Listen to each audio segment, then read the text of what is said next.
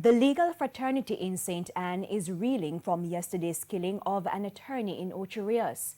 She has been identified as 31-year-old Sashage Fairclough. Miss Fairclough, a junior associate in the firm, Murray and Tucker, and her mother were shot as they traveled in a car in Brook Green. Miss Fairclough died at hospital.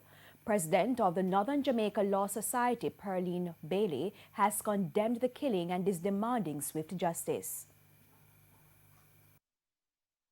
We are in total shock. We cannot believe. We will not forget her soon, and we certainly hope that the police will do everything to ensure that the matter is properly and thoroughly investigated and everyone who is involved is brought to justice. Attorney at law Linton Gordon says Ms. Fairclough was a promising attorney who was respected by her colleagues.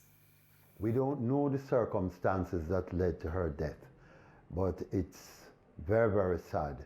Ms. Fairclough, the deceased attorney, was known to be a very hard-working and brilliant attorney at law. She had shown all the potential to excel in the profession.